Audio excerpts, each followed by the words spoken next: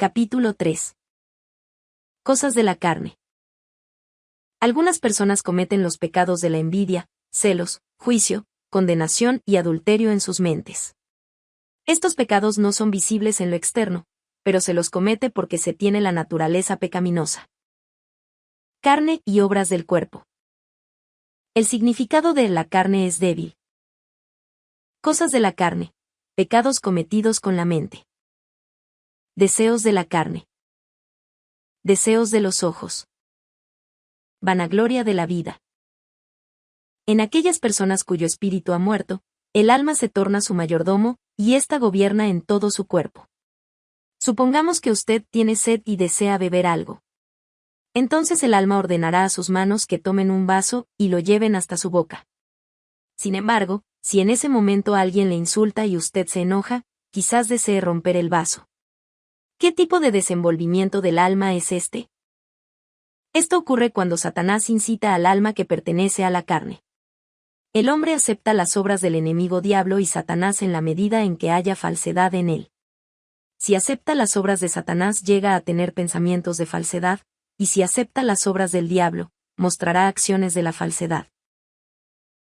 El pensamiento de romper el vaso por causa de la ira fue provocado por Satanás, y si en realidad se toma la decisión de hacerlo, esta es la obra del diablo. Al pensamiento lo llamamos cosa de la carne, y a la acción la conocemos como obra de la carne. La razón por la que tenemos desenvolvimiento del alma y acciones que corresponden a la falsedad es por causa de la naturaleza pecaminosa que el enemigo diablo y Satanás ha plantado desde la caída de Adán, la cual se ha mezclado con el cuerpo de los humanos. Carne y obras del cuerpo. En Romanos 8:13 leemos, porque si vivís conforme a la carne, moriréis. Mas si por el Espíritu hacéis morir las obras de la carne, viviréis. En este caso, moriréis, significa que se enfrentará a la muerte eterna, que es el infierno. Por consiguiente, la carne no encierra un significado referente a nuestro cuerpo físico únicamente, sino que tiene también un significado espiritual. Sin embargo, más adelante dice que si por el Espíritu hacemos morir las obras de la carne, viviremos. ¿Significa esto que debemos despojarnos de las obras del cuerpo, tales como sentarse, acostarse, comer y así sucesivamente? Por supuesto que no. En este caso, el cuerpo se refiere al caparazón o recipiente del cual se desvaneció el conocimiento del Espíritu que Dios le dio al hombre. Para comprender el significado espiritual de esto debemos aprender acerca del tipo de ser que es Adán. Cuando Adán era un espíritu viviente, su cuerpo era valioso e incorruptible, él no envejecía y jamás podría haber fallecido. Tenía un cuerpo reluciente, hermoso y espiritual, y su comportamiento también era más digno que el de cualquier noble en este mundo. No obstante, desde el momento que el pecado entró en su ser, como resultado del pecado, su cuerpo se tornó indigno, sin diferencia entre el de los animales. Permítame darle una ilustración. Supongamos que hay un vaso con un poco de un líquido en él. El vaso se puede comparar con nuestro cuerpo y el líquido con nuestro espíritu. El mismo vaso puede tener un valor distinto dependiendo del tipo de líquido que contiene. Lo mismo ocurre con el cuerpo de Adán. En calidad de espíritu viviente, él tenía únicamente el conocimiento de la verdad, es decir, amor, bondad, veracidad y rectitud, además de la luz de Dios que él le había dado. Pero cuando su espíritu murió, el conocimiento de la verdad se desvaneció de su ser, y en su lugar el enemigo diablo y Satanás implantó las cosas de la carne. Él sufrió un cambio por seguir las falsedades que llegaron a ser parte de su ser. Está escrito que, por el Espíritu se hará morir las obras de la carne. En este caso, las obras del cuerpo, se refieren a las acciones que provienen del cuerpo combinado con la falsedad. Por ejemplo, hay personas que levantan sus puños, dan portazos o muestran otros comportamientos de modales ásperos cuando se enojan. Algunas personas usan lenguaje obsceno en cada oración que pronuncian y otros miran con lujuria a las personas del sexo opuesto mientras algunos exhiben un comportamiento lascivo. Las obras del cuerpo no se refieren únicamente al acto evidente de pecar, sino también a todas las demás acciones que no son perfectas ante los ojos de Dios. Cuando las personas hablan con los demás, inconscientemente apuntan sus dedos a la gente o a las cosas. Algunos levantan la voz al hablar con otros al punto de llegar a parecer que están discutiendo. Estas cosas pueden parecer triviales, pero son las obras que provienen del cuerpo que se mezcla con la falsedad. El uso frecuente de la palabra carne se encuentra en la Biblia.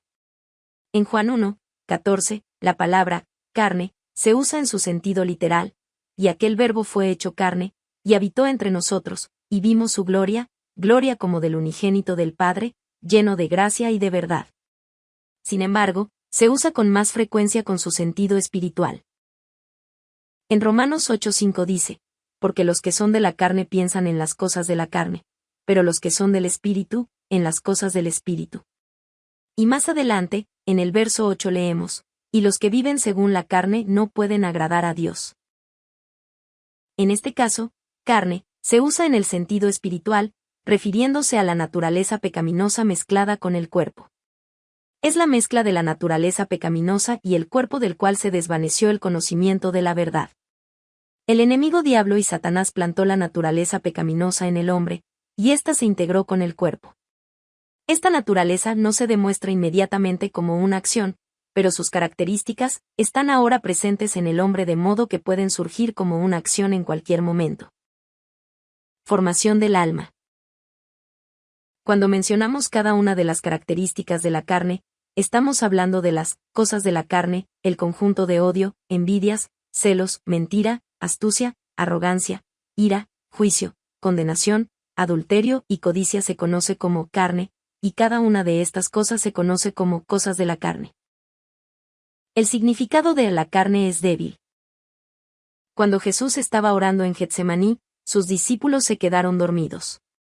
Jesús le dijo a Pedro, velad y orad, para que no entréis en tentación, el espíritu a la verdad está dispuesto, pero la carne es débil, Mateo 26:41.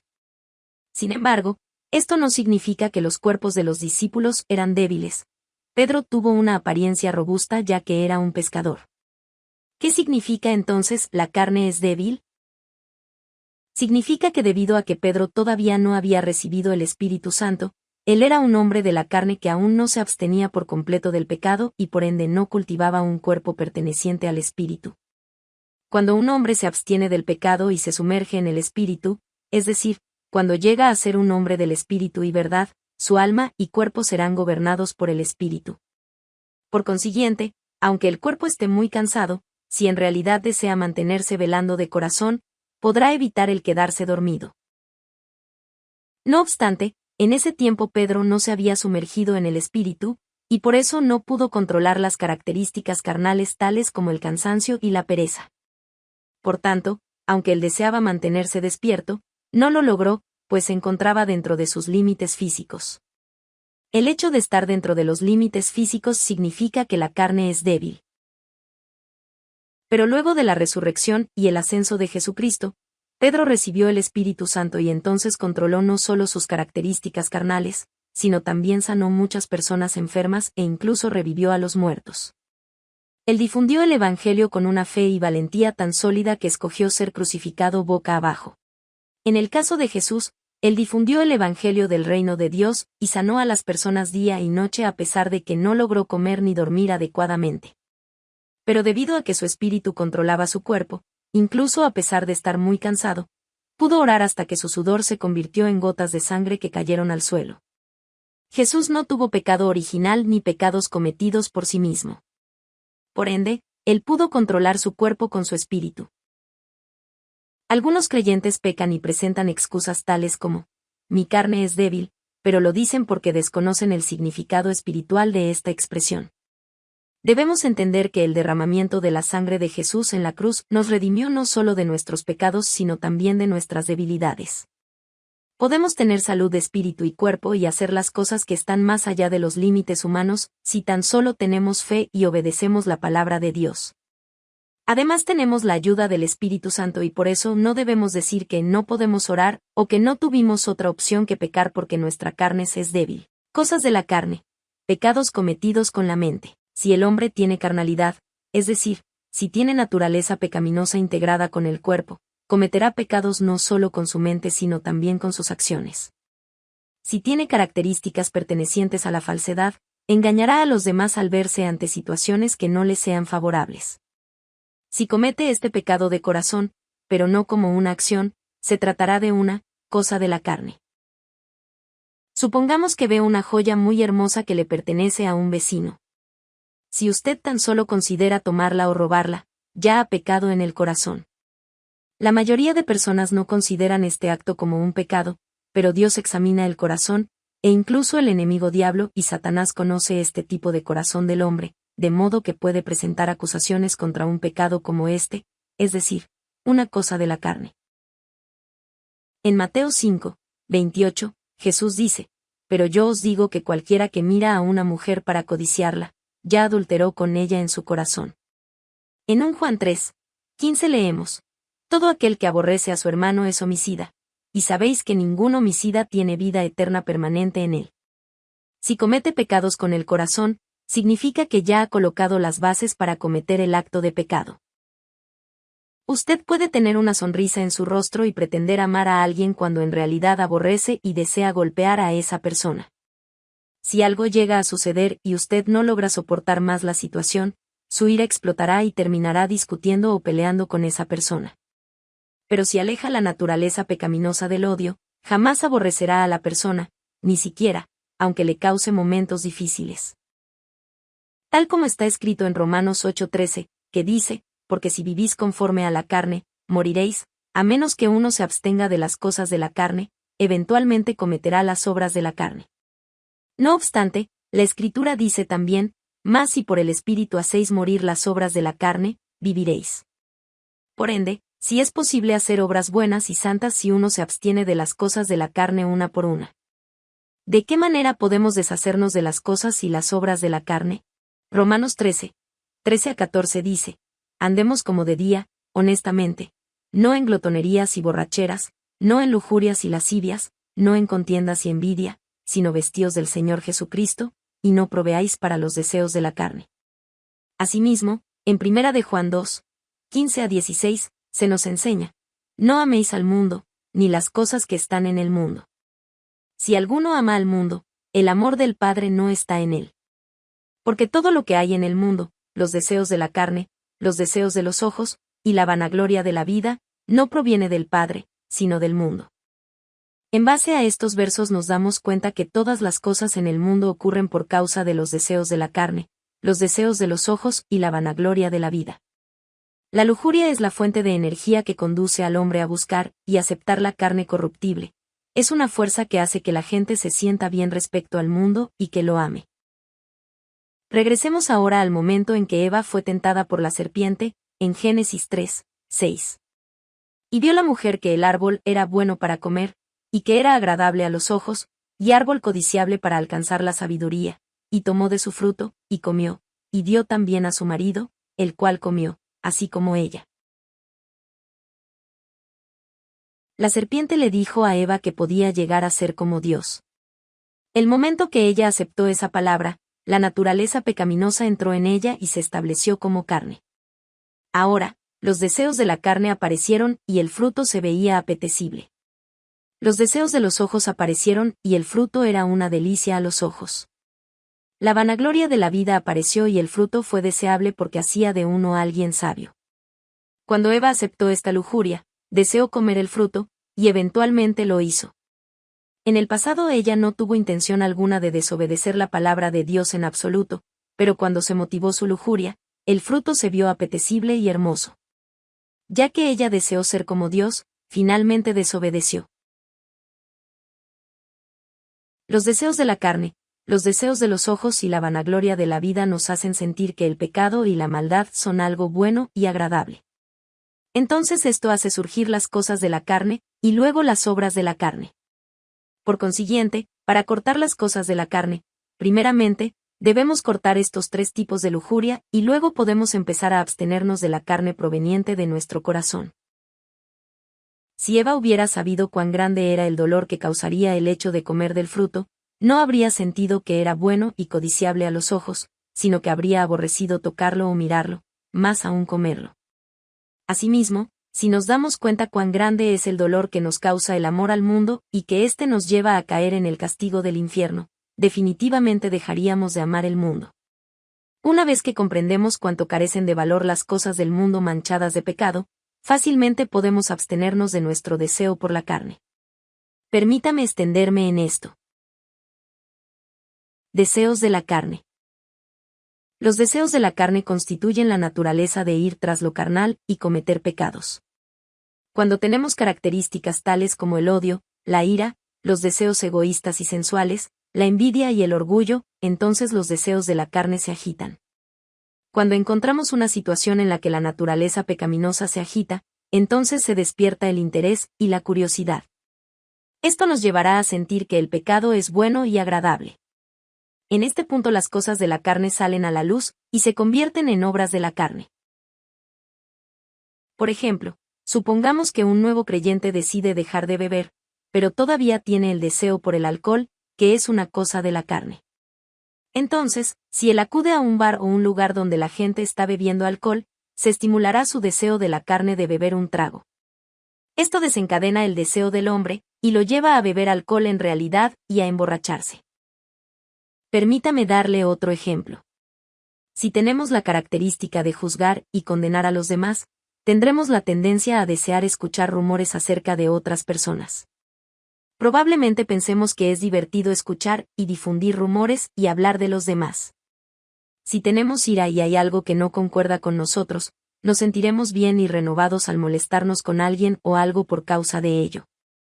Si intentamos controlarnos a nosotros mismos para no ir tras las características de la carne, y no enojarnos, se nos hará más doloroso e insoportable. Si tenemos un carácter orgulloso, por causa de esto tendremos la tendencia a presumir de nosotros mismos. Asimismo, por nuestro orgullo quizás anhelemos ser servidos por los demás. Si tenemos el deseo de ser ricos, intentaremos enriquecernos incluso a expensas, daños y sufrimientos que causemos a otras personas. Estos deseos de la carne incrementarán mientras sigamos cometiendo más pecados. Sin embargo, aunque una persona sea nuevo creyente y tenga fe débil, si ora con fervor, recibe la gracia de la comunión con otros miembros y se llena del Espíritu Santo, sus deseos de la carne no se estimularán con facilidad. Aunque estos deseos de la carne se levanten en un rincón de su mente, inmediatamente podrá hacerlos huir con la verdad. Mas si deja de orar y pierde la llenura del Espíritu Santo, tendrá lugar para que el enemigo diablo y Satanás estimule los deseos de la carne una vez más. Por tanto, ¿qué es importante para cortar los deseos de la carne? Lo importante es mantener la llenura del Espíritu Santo de modo que su deseo por buscar el Espíritu se mantenga más fuerte que el deseo de buscar la carne. Debemos mantenernos siempre velando espiritualmente, tal como lo dice Primera de Pedro 5:8. Sed sobrios, y velad, porque vuestro adversario el diablo, como león rugiente, anda alrededor buscando a quien devorar. Para lograr esto, no debemos dejar de orar con fervor. Aunque estemos ocupados haciendo la obra de Dios, perderemos la llenura del Espíritu Santo si dejamos de orar, y entonces se abrirá el camino para que los deseos de la carne sean estimulados.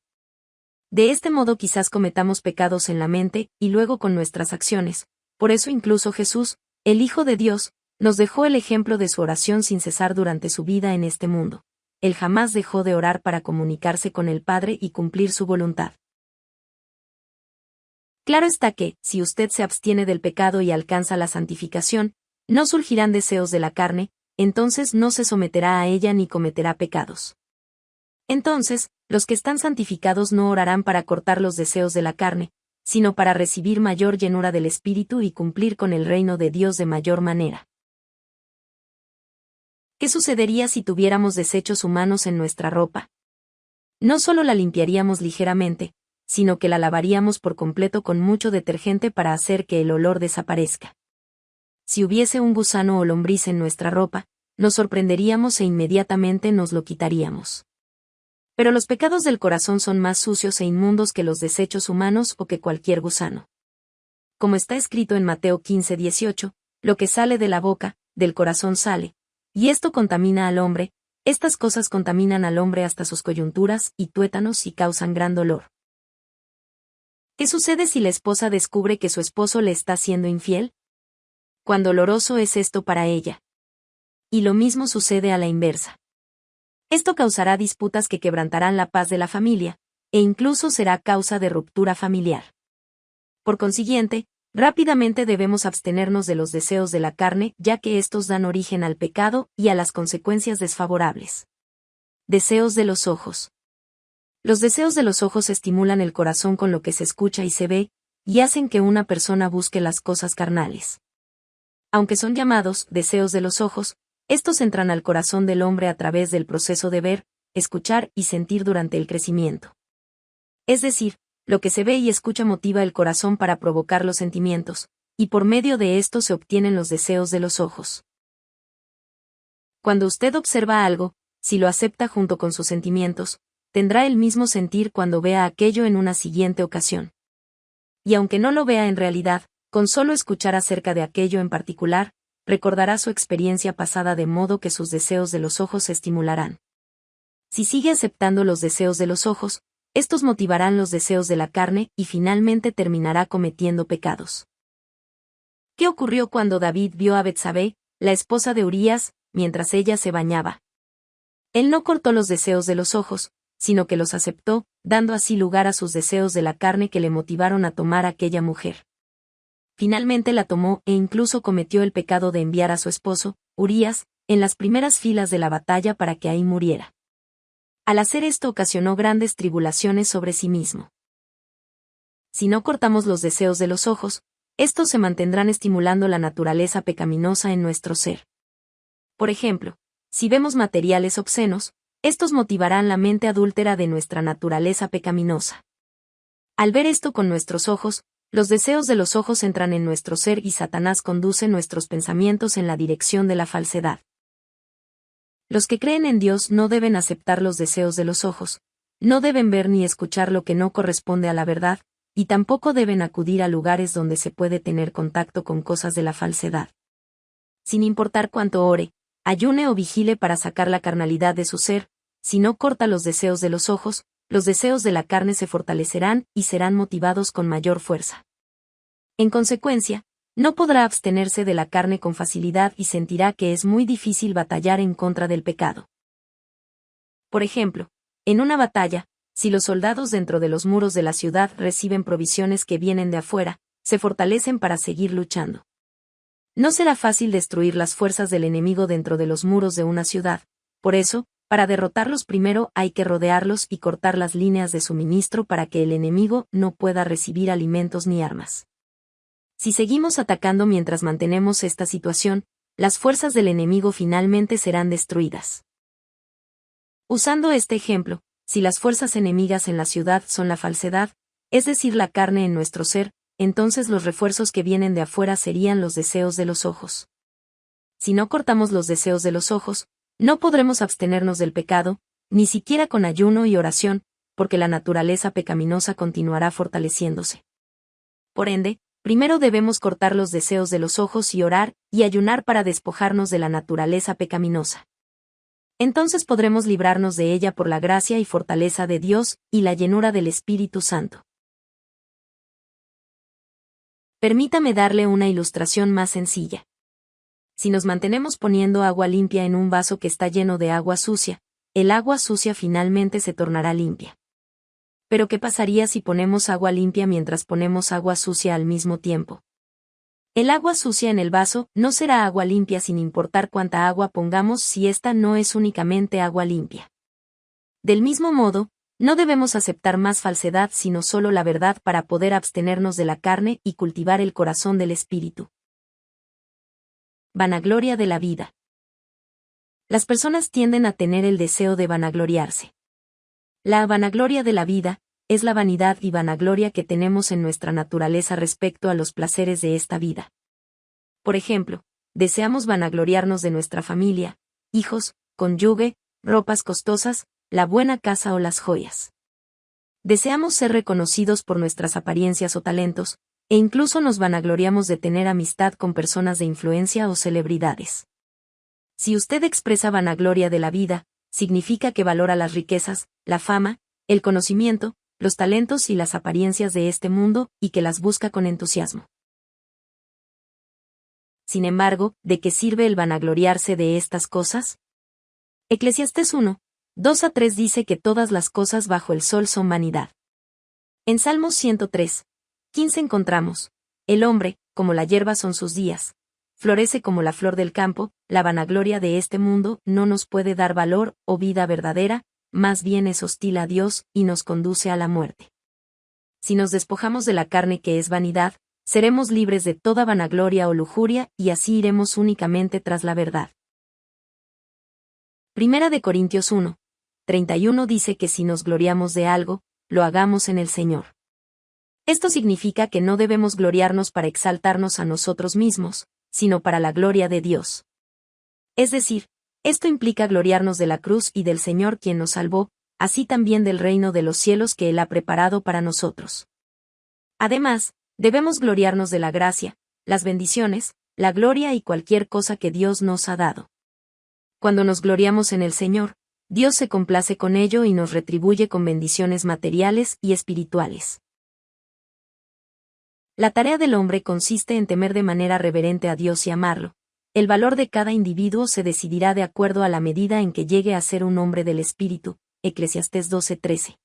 Una vez que nos despojemos de todo pecado y maldad, es decir, de las obras de la carne al igual que las cosas de la carne, y recobremos la semejanza perdida de Dios, podremos avanzar a un nivel superior al de Adán, el primer hombre, quien fue un espíritu viviente. Esto significa que podemos llegar a ser personas de espíritu y espíritu completo. Por consiguiente, no debemos proveer a la carne con relación a sus deseos, sino que debemos vestirnos únicamente con el Cristo.